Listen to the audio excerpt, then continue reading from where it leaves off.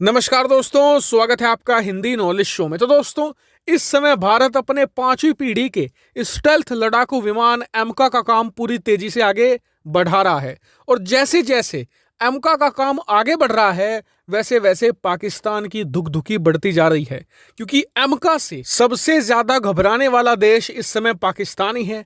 क्योंकि एमका एक स्टेल्थ लड़ाकू विमान होगा। जो नॉर्मल रडार होते हैं, यहां तक कि जो एडवांस रडार होते हैं, डिफेंस सिस्टम होते हैं, उन्हें तो ये दिखने भी नहीं वाला, चाहे ये पाकिस्तान की राजधानी इस्लामाबाद के ऊपर उड़कर आ जाए। और इसीलिए पाकिस्तान के लिए ये एक बहुत ही बड़ा सिक्योरिटी चैलेंज है। और इसीलिए एमका की काट करने के लिए पाकिस्तान अलग अलग ऑप्शन तलाश रहा था।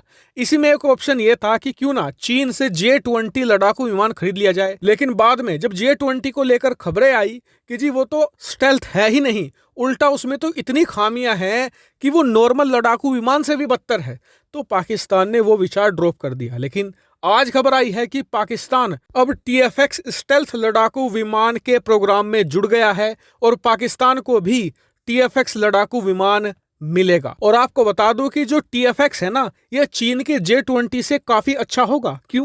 क्योंकि एक तो इसे तुर्की बना रहा है। इसका क्या मतलब? इसका मतलब यह कि तुर्की अब से कुछ साल पहले तक अमेरिका के F-35 लड़ाकू विमान का भी मैन्युफैक्चर रहा है। जी हाँ, F-35 के कई सारे कंपोनेंट तुर्की में बना करते थे। वो F-35 प्रोग्राम से जुड़ा हुआ देश था। ऐसे में उसे स्टेल्थ लड़ाकू विमान बनाने का कुछ एक्सपीरियंस है। वहीं दूसरा बड़ा कारण यह है कि TFX की प्रोग्रेस और एमका की प्रोग्रेस साथ साथ चल रही है। दोनों की टाइमलाइन सेम है।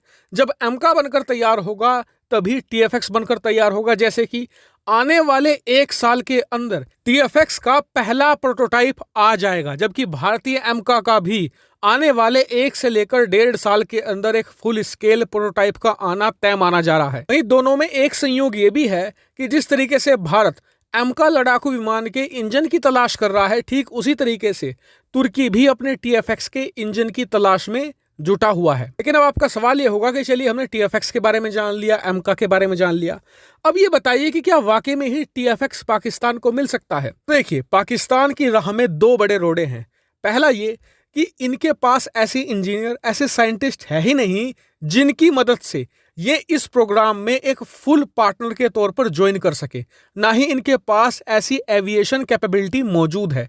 और इसीलिए तुर्की ने इन्हें साइडलाइन पार्टनर के तौर पर जोड़ा है, यानी कि बस नाम मात्र के लिए ये वहां पर जुड़ गए हैं। लेकिन जो दूसरी बड़ी दिक्कत है ना, वो तो बहुत ही ज्यादा बड़ी प्रॉब्लम है पाकिस्तान के लिए, वो है पैसा। पाकिस्तान के पास ना तो आज पैसा है, ना ही भविष्य में होने जा रहा है। ऐसे में ना तो ये भविष्य में TFX खरीद सकते हैं, ना ही उसे मेंटेन कर सकते हैं। बल्कि स्टेल्थ लड़ाकू विमान के मामले में तो ये कहा जाता है कि ये एक फलता फूलता हाथी है, जिसे खरीद तो लिया लेकिन मेंटेन करने में पसीने छूट जाते हैं, क्योंकि हर कुछ घंटों की फ्लाइट के बाद इनकी स्टेल्थ कोटिंग नई चढ़ानी पड़ती है। और देखिए, ना तो तुर्की पाकिस्तान को फ्री में लड़ाकू विमान देने वाला है, ना ही उनकी मेंटेनेंस करके देने वाला है, बल्कि तुर्की तो पाकिस्तान को उल्टा महंगे हथियार बेचता है, क्योंकि पाकिस्तान के पास कोई ऑप्शन है ही नहीं। इसके अलावा आखिरी पॉसिबिलिटी है कि TFX कभी बने ही ना। दरअसल ये एक बहुत बड़ा रिस्क है, क्योंकि देखिए, भारत को एमका के लिए इंजन मिल जाएगा। भारत के पश्चिमी देशों के साथ अच्छे संबंध है। हमें ब्रिटेन की कंपनी रोल्स रॉयस से भी ऑफर है, अमेरिकी कंपनी जनरल इलेक्ट्रिक से भी ऑफर आ रहा है, इसके अलावा फ्रांस की कंपनी सैफरन से भी ऑफर आ रहा है। हमें इंजन मिल जाएगा। लेकिन TFX को इंजन मिल जाए, इसमें बहुत ही कम चांस है, क्योंकि उन्हें कोई भी पश्चिमी देश आज की तारीख में किसी भी प्रकार की मिलिट्री टेक्नोलॉजी देने को तैयार नहीं है।